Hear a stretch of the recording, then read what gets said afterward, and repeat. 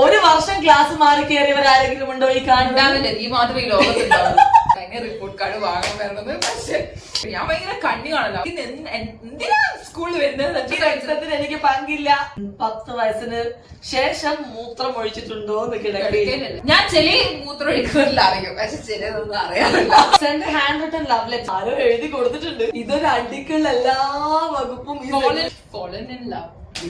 Welcome back to flavours of can. അപ്പം നമ്മളെ കുറെ ദിവസത്തിന് ശേഷം നിങ്ങൾ ഒരുമിച്ച് ഇങ്ങനെ കാണുന്നതാണ്. ഇതിന്റെ സാങ്കേതിക പ്രശ്നങ്ങളൊക്കെ ഞാൻ ബ്ലോഗിൽ കാണാതെ പോയി കണ്ടോ.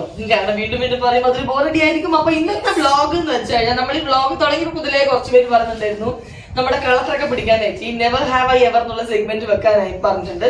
അപ്പൊ നമ്മൾ തന്നെ ചോദ്യം തയ്യാറാക്കിയിട്ട് വെക്കുമ്പോൾ നമുക്ക് ഇതൊരു രസം ഉണ്ടാവില്ലല്ലോ. ചെയ്യലില്ല.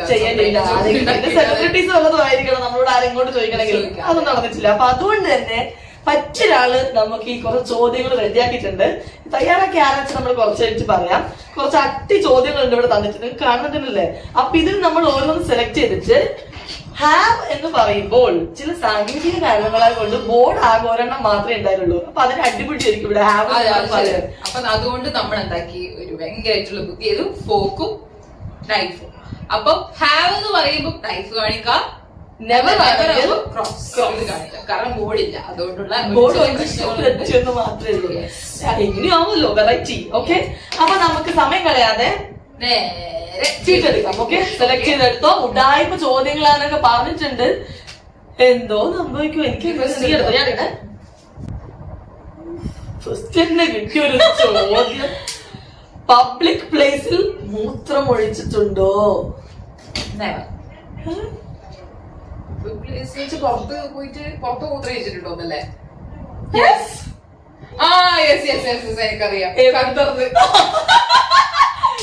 ഖത്തറിൽ പോയിട്ടാണ് അതിന്റെ കഥ നിങ്ങൾ കേട്ടോ ചിരിച്ചു പോവും. കഥ പറയണ്ട, എല്ലാം ഒന്ന് പറയട്ടെ. അത് പറഞ്ഞില്ല, സംഭവിച്ചൊന്നുമില്ല. നമ്മള് ടീച്ചേഴ്സ് ആണല്ലോ. അപ്പം ഭയങ്കര മര്യാദയില്ല. അപ്പൊ നമ്മളൊരു ഡെസേർട്ടിലായിരുന്നു ഒരു റൈഡ് പോയത്. അപ്പം ബസ്സിലാ പോയത്. അപ്പം ഒരു ബസ് പഞ്ചറായി. എവിടെയില്ല, നടുക്ക് വെച്ചിട്ട് പഞ്ചറായി. ഒരു തരത്തിലും ഒരു ഹോട്ടലോ ഒരു സ്ഥലം പോലും ഒരു കാർ പോലും അങ്ങോട്ടും ഇങ്ങോട്ട് പോകുന്നില്ല. നമ്മള് കുറച്ച് ടീച്ചേഴ്സ് മാത്രം, കൂടെ ഡ്രൈവർ ആണെങ്കിൽ ചെറിയ ചെക്കന. അപ്പൊ നമ്മൾ എന്ത് ചെയ്യുന്ന വെച്ചാൽ അപ്പൊ എല്ലാവർക്കും ഇത് ഞാൻ മാത്രമല്ല കേട്ടോ, നമ്മുടെ കൂടെയുള്ള ടീച്ചേഴ്സ് എല്ലാരും പേര് പറഞ്ഞ അവർക്ക് നാണം കിട്ടോ. നമ്മളെന്ത് ചെയ്തെന്നറിയോ? നമ്മൾ വെച്ച് ബസിന്റെ ബാക്കിൽ പോയിട്ട് നമുക്ക് കാര്യം സാധിക്കാന്ന്. അങ്ങനെ നമ്മളെല്ലാരും കൂടി ആൺകുട്ടികളാണെങ്കിൽ അതാണിപ്പം ഒരു സംഭവം പിടിച്ചത് എങ്ങനെയാന്ന് വെച്ച് കഴിഞ്ഞാല് നമ്മൾ ഒഴിച്ചത് ബാക്കിൽ നിന്നാണെങ്കിലും ഒഴുകി വന്നത് ഡ്രൈവറെ മുന്നിലായി പോയി. വൃത്തികെട്ട സംഭവം. ഞാൻ ഇതുവരെ അങ്ങനെ ചെയ്തിട്ടുണ്ടോ? വിളിക്കാത്ത കല്യാണത്തിന് പോയിട്ടുണ്ടോ? Yes, I have. അതേ ചെറുപ്പത്തിൽ ഉണ്ടായിട്ടുള്ളൂ അല്ലെ? എത്രയോ പ്രാവശ്യം പോയിട്ടുണ്ട്. ചെറുപ്പത്തിൽ തന്നെയായിരുന്നു എനിക്ക് പണി. അല്ല, നമുക്ക് പണി വിളിക്കാത്ത കല്യാണത്തിന്. അപ്പുറത്തെ വീട്ടിൽ പായകം കല്യാണം നമ്മളും പോകും. നമ്മളെ കൂടെ അങ്ങോട്ടും ഇങ്ങോട്ടും അഡ്ജസ്റ്റ്മെന്റ് കല്യാണത്തിന് പോകും. Sneezed into my hands and wiped it on something. തുമ്മിട്ട് മൂക്കില് സംഭവം വന്നാൽ എവിടെയെങ്കിലും എവിടെയെങ്കിലും തുടച്ചിട്ടുണ്ടോന്ന്. തുടച്ചിട്ടുണ്ടോന്ന് ചോദിച്ചാല് അങ്ങനെയല്ല, ഞാൻ അവിടെ എവിടെയും പോയി തുടച്ചിട്ടില്ല. ഇപ്പം സൈഡിലോട്ട് ഹാൻഡ് ഒന്നുമില്ലെങ്കിൽ ഡ്രസ്സിലോ അല്ലെങ്കിൽ ഇവളുടെ മേത്തൊക്കെ എത്രയോ പ്രാവശ്യം ഞാൻ തുടച്ചിട്ടുണ്ട്. ഞാൻ അങ്ങനെ ആരെയും മേത്തൊന്നും തുടച്ചിട്ടൊന്നുമില്ല. എന്താ പോന്നെ, കേർട്ടൻസിലൊന്നും തുടക്കാറില്ല. കേർട്ടൻസിൽ കൈ കഴുകി കഴിഞ്ഞാൽ ഇപ്പം എന്താ പറയാ, നേരെ പോയിട്ട് കേർട്ടൻസില് അല്ലെങ്കിൽ ടീഷർട്ട് അതെല്ലാരും ചെയ്യുന്ന കാര്യം, ഞാൻ മാത്രമല്ല. അപ്പൊ അടുത്തത്, വീട്ടിൽ കളവ് പറഞ്ഞ് സിനിമക്ക് പോയിട്ടുണ്ടോ? വീട്ടില് കളവ് പറഞ്ഞ് സിനിമക്ക് പോയിട്ടുണ്ടോ? ചുറ്റൊന്നും ഇവിടെ പോയിട്ട് ഇവിടെ പിടിച്ചിട്ട് അയ്യോ അന്ന് വീട്ടില് വോറ് പറഞ്ഞേക്ക് ഇത് സംഭവിച്ച ഞാൻ ടീച്ചർ ട്രെയിനിങ് ചെയ്ത സമയം 2020 ആയിരുന്നു പടം. അപ്പം വീട്ടിൽ നിന്ന് അങ്ങനെ അമ്മ പടത്തിനൊന്നും പോകാൻ വിടൂല്ല, ഒന്നും അങ്ങനത്തെ ഒരു കോമ്പറ്റീഷനും വലിയ താല്പര്യം. അപ്പൊ അവര് കുറച്ച് അങ്ങോട്ടുള്ള ഫ്രണ്ട്സ് അവരെ കാണുമ്പോൾ മനസ്സിലാകുന്നുണ്ടാവും. അപ്പൊ അവരുടെ ഫാമിലി ഒക്കെ അവിടുന്ന് വന്നപ്പം ഇവരെ കൂട്ടി പോകുമ്പോ എന്നെ കൂട്ടിയതാ. പക്ഷെ എന്റെ അമ്മമ്മ ഹോസ്പിറ്റലിൽ കിടക്കുന്നുണ്ട്. അമ്മമ്മ ഹോസ്പിറ്റലല്ല മരിച്ചു ഹോസ്പിറ്റലായിരുന്നു മരിച്ചപ്പോ പോയിട്ടുണ്ടായോ. ആ ഹോസ്പിറ്റലിൽ അഡ്മിറ്റ് ആയ സമയത്ത് ഞാൻ അറിഞ്ഞുകൊണ്ട് പോയതാ. അവരെ വിളിച്ച സമയത്ത് എനിക്ക് സത്യം പറയാൻ 2020 എല്ലാ സിനിമാ നടന്മാരുള്ള പടാന്ന് പറഞ്ഞപ്പോ എന്തായാലും വീട്ടിൽ നിന്ന് കൊണ്ടുപോകില്ല, അങ്ങനെ പോയതാ. പക്ഷെ ക്യൂല് നിന്നപ്പോ എന്റെ വീട്ടിനത്ര തൊട്ട് ബാക്കില് ഒരു ചാരൻ ഉണ്ടായിരുന്നു. അവര് പോയിട്ട് അവരൊന്നും പറഞ്ഞില്ല, അവരറിഞ്ഞില്ല ഞാൻ വീട്ടിൽ പറയാതെ കണ്ടിട്ടുണ്ട് തിയേറ്ററിൽ എന്ന് പറഞ്ഞപ്പോഴാണ് പൊളിഞ്ഞത്. സോറി ഇപ്പം ഞാൻ പോയിട്ടില്ല, ഇവിടെ പോയില്ല.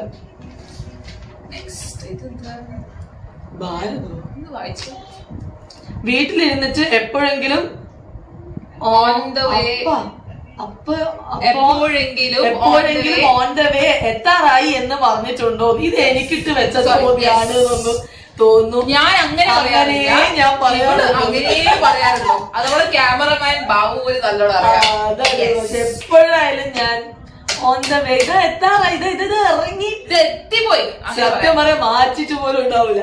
ഇങ്ങനെയാണ് അവസ്ഥ കേട്ടോ, അത് സംഭവിച്ചിട്ടുണ്ട്. അടുത്തത് ഇപ്പോഴത്തെ അല്ല ഞാൻ വായിച്ചതേ ഉള്ളൂ. അടുത്തത് ഞാൻ എപ്പോഴെങ്കിലും ഇങ്ങനെ ശരിക്കും ഈ ക്വസ്റ്റ്യൻസ് ശരിക്കും എഴുതാൻ പാടില്ല. വായിക്കും. എപ്പോഴെങ്കിലും എഫ്ഐആർ വീട്ടിൽ നോക്കിയിട്ടുണ്ടോ? എത്ര പ്രാവശ്യം? കണക്കുകളില്ല. പിടിച്ചിട്ടുണ്ട്. കൂടുതൽ ഡീറ്റെയിൽസ് ചോദിക്കരുത്. ചോദിച്ചാ വീണ്ടും അമ്മ എങ്ങനെ അതിനുള്ള അവസരം കൊടുക്കരുത്.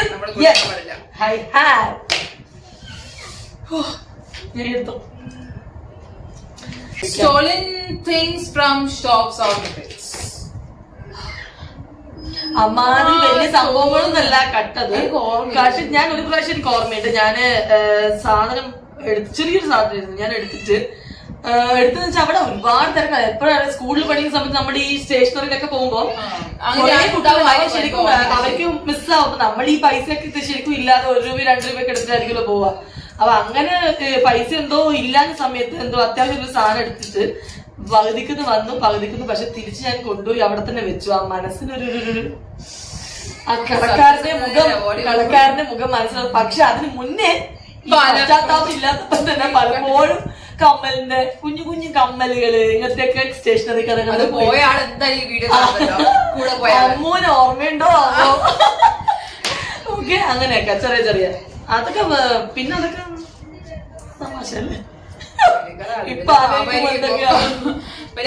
അതൊക്കെ ഞാൻ വീട്ടിട്ടുണ്ട്. ക്ലാസ് കട്ട് ചെയ്തിട്ടുണ്ടോ? ഇതൊക്കെ ചോദ്യങ്ങളാണോ? ഒരു മിനിറ്റ്, നീ എപ്പോഴാ കട്ട് ചെയ്ത്? പ്ലസ് ടു നമുക്ക് കട്ട് ചെയ്യാൻ പാടില്ല. പക്ഷെ 10th ഞാൻ നല്ലോണം ഈ 10th എന്ന് പറഞ്ഞ കുട്ടി സെന്റ് ക്രിസ്റ്റിലാണ് പഠിച്ചു. ഇവിടുന്ന് എപ്പോ കട്ട് ചെയ്ത് എവിടെ പോയി? ഞാൻ ആരായിരുന്നു? ഞാൻ ഭയങ്കര പാവായിരുന്നു. മനസ്സിലായല്ലോ. ഞാൻ +1 +2 കട്ട് ചെയ്തിട്ടോ. +1 +2 പക്ഷെ കട്ട് ചെയ്തിട്ട് പോയിട്ടില്ല. സ്കൂൾ കോമ്പൗണ്ടിൽ തന്നെയാണ് കോളേജ് ലൈഫ് നല്ലോണം ഉണ്ടായിട്ടില്ല. അപ്പോഴത്തേക്കും അമ്മ കൊണ്ട് TTC കാർഡ് കൊണ്ടിട്ട്. ഡ്രങ്ക് ബിഫോർ 22 22 വയസ്സിന് മുന്നേ കള്ളു കുടിച്ചിട്ടുണ്ടോ എന്നാണ് ചോദ്യം. സത്യം പറയാൻ ടേസ്റ്റ് ചെയ്യാനൊക്കെ അവസരം ആഫ്റ്റർ മാരേജ് ട്രൈ ചെയ്തിട്ടുണ്ടായിരുന്നു. പക്ഷെങ്കിൽ എനിക്ക് ഇഷ്ടമല്ലാന്ന് വെച്ചാൽ നിങ്ങൾക്ക് ജാടായിരുന്നു. പക്ഷെ ഇഷ്ടമല്ലാത്തോണ്ടാണ്. ഇവള് ആള് പൊല്ലിയാണ് എപ്പോഴും ക്ലാസ് മാറി കേറിയിട്ടുണ്ടോ? യെസ്, ക്ലാസ് മാറി ഇങ്ങനെ കേറിയിട്ട് ഇങ്ങനെ ഞാൻ പോയിട്ടുണ്ട്. അല്ലാണ്ട് ഞാൻ ക്ലാസ് മാറി അങ്ങനെ പലപ്പോഴും എല്ലാവർക്കും സംഭവിച്ചു.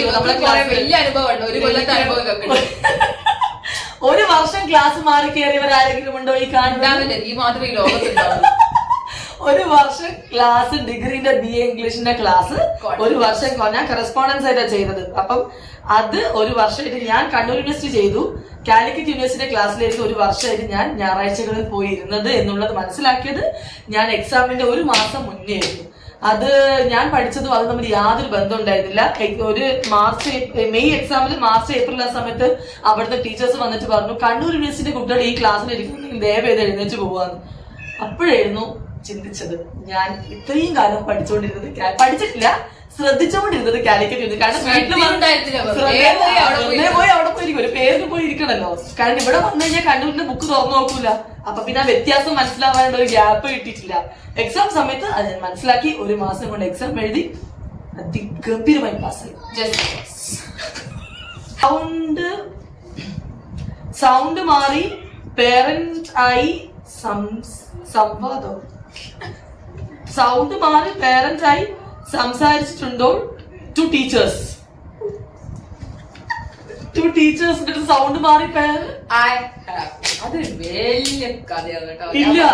ഇല്ല ഞാൻ സംസാരിച്ചില്ല. നീ എപ്പോ സംസാരിച്ചു? അതെന്താ അറിയാം, ആക്ച്വലി ഇപ്പൊ അതെല്ലാരും ഈ സത്യാവസ്ഥ ഞാൻ പറയാം. ഏത് ഇപ്പൊ അമ്മയായാലും ചിലപ്പോ എന്നെ എടുത്തിട്ട് അടിക്കാൻ ചാൻസ് ഉണ്ട്. പ്ലസ് വൺ ആണെന്ന് തോന്നുന്നു. ഈ ചോദ്യം മനസ്സിലാക്കി എഴുതിയ പോലെ +1 +2 അത് ശരിയാ.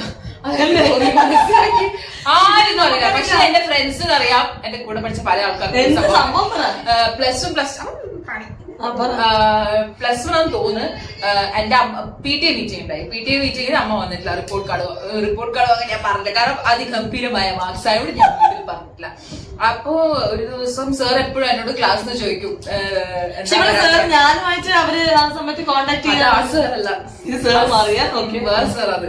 അപ്പൊ സാർ എന്നോട് ചോദിക്കാറുണ്ട് അമ്മേനെ. അപ്പൊ ഞാൻ പറയും അമ്മക്ക് ഇങ്ങനെ, അമ്മ അംഗൻവാടി ടീച്ചറാണല്ലോ, അമ്മക്ക് പോളിയോന്റെ തിരക്കുണ്ട് ചോദിക്കാറുള്ളൂ. അപ്പൊ ഒരു ദിവസം ഞാൻ ഇങ്ങനെ പഠിച്ചുകൊടുക്കുമ്പോ ഫോൺ ഉണ്ടായിരുന്നു എന്റെ കയ്യില്. ആ സമയം നമ്മുടെ ഫോണാണല്ലോ.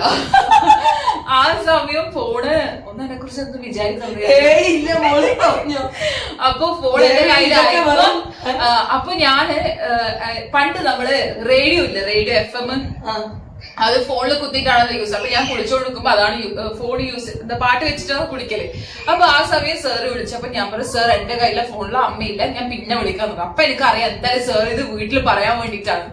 അപ്പൊ ഞാൻ വിളിച്ചില്ല. പിന്നെ ഞാൻ അമ്മേനോട് പറഞ്ഞു ഞാൻ വേഗം ആ നമ്പർ വെച്ചാൽ കോൾ ലിസ്റ്റ് ആ നമ്പർ ഞാൻ ഡിലീറ്റ് ചെയ്ത്. കുട്ടികൾക്ക് പറഞ്ഞു കൊടുക്കല്ലേ, എന്റെ കുട്ടികളൊന്നും ഇത് കാണരുത്. എന്നിട്ട് അത് കഴിഞ്ഞപ്പോ ഞാൻ ഇങ്ങനെ വെറുതെ പഠിച്ചോണ്ടിരിക്കുമ്പോ സാറ് വിളിച്ചു. അപ്പൊ ഞാൻ എന്താക്കി, അമ്മേനെ സൗണ്ട് ഏകദേശം എന്റെ അമ്മേന്റെ ഇവിടെ സൗണ്ടിലെ കുറച്ച് എന്താ നല്ലൊരു ഗംഭീരം, ഞാൻ കൂടുതൽ ഗംഭീരം കൂട്ടി. അങ്ങനെ ഞാൻ പറഞ്ഞു സാർ ഒന്നും വിചാരിക്കരുത്, ഇവിടെ ഇങ്ങനെ പറഞ്ഞിട്ടുണ്ടായിരുന്നു റിപ്പോർട്ട് കാർഡ് വാങ്ങാൻ വരണമെന്ന്, പക്ഷെ വരാൻ പറ്റൂല, കാരണം എനിക്ക് പോളിയോന് തിരക്കുണ്ട്. അപ്പൊ സാറ് ചോദിച്ച് അയ്യോ സാർ അപ്പം സാർ ചോദിച്ചു ഹലോ ഇത് ചന്ദ്രയാണോ അല്ലെ ചന്ദ്രന്റെ അമ്മയാണോ? ഇല്ല അമ്മ തന്നെയാണ്. അപ്പൊ ഞാൻ എന്താക്കി കുറച്ച് ട്രിക്ക് ഇട്ട്, ഞാൻ ഭയങ്കര കണ്ണി കാണല്ലോ. അപ്പൊ ഞാൻ പറഞ്ഞു സാർ ഇവിടെ വീട്ടിൽ നിന്ന് ബുക്ക് തുറന്ന് വെച്ചിരിക്കുന്നുണ്ട്, എന്താ പഠിക്കുന്നതൊന്നും അറിയില്ല, അറിയില്ല, ഇവിടെ എപ്പോഴും ബുക്ക് തുറന്ന് വെച്ചിരിക്കുന്നത്, സാർ നന്നായി ശ്രദ്ധിക്കണം കേട്ടോ.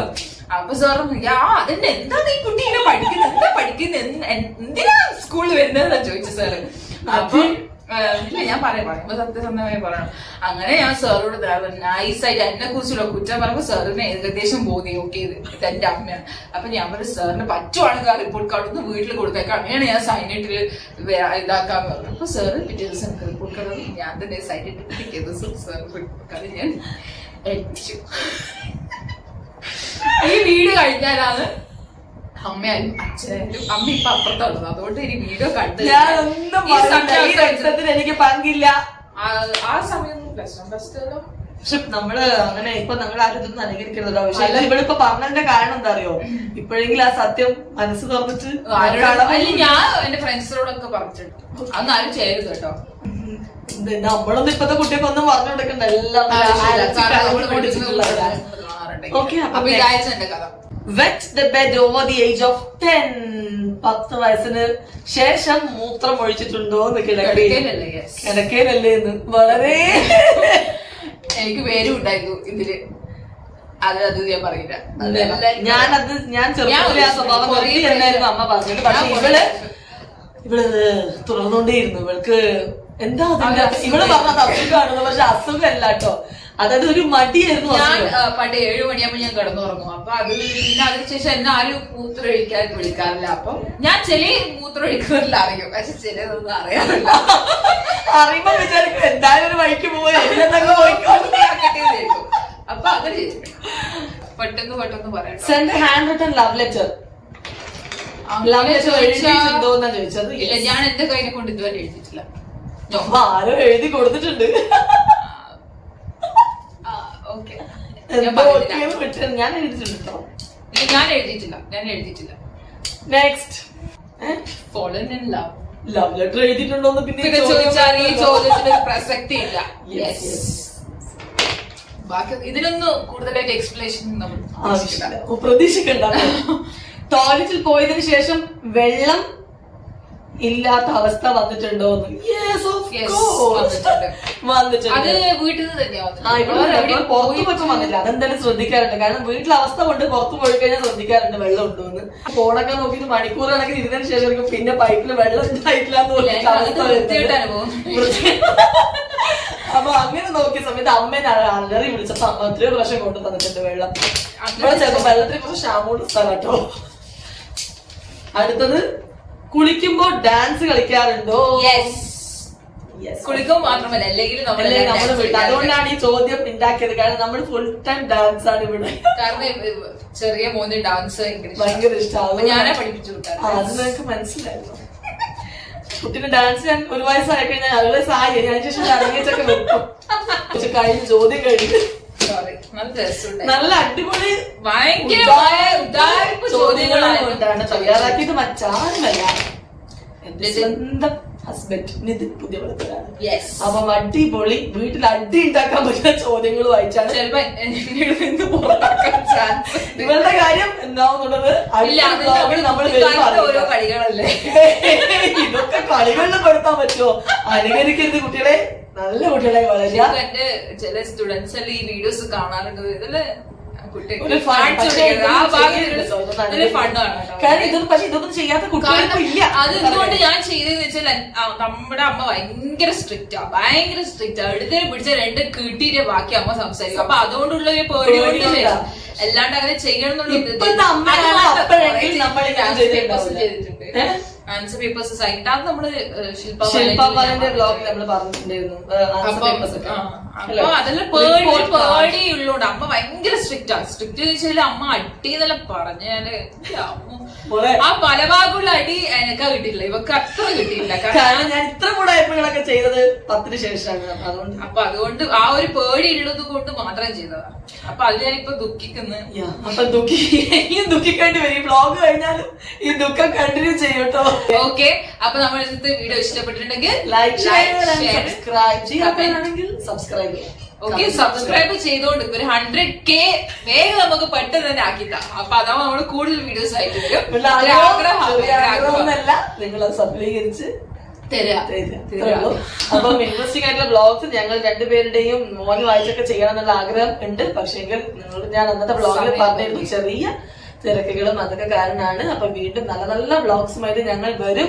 ഒരു കണ്ടിന്യൂഷൻ തീർച്ചയായിട്ടും ഉണ്ടാവും കേട്ടോ. ഈ ഒരു ചെറിയ ഗ്യാപ്പ് വരുന്നത് എല്ലാവരും ഒന്ന് ക്ഷമിക്കുക. അപ്പോ വീണ്ടും മറ്റൊരു നല്ല ബ്ലോഗുമായിട്ട് ഞങ്ങൾ വരും. ബൈ.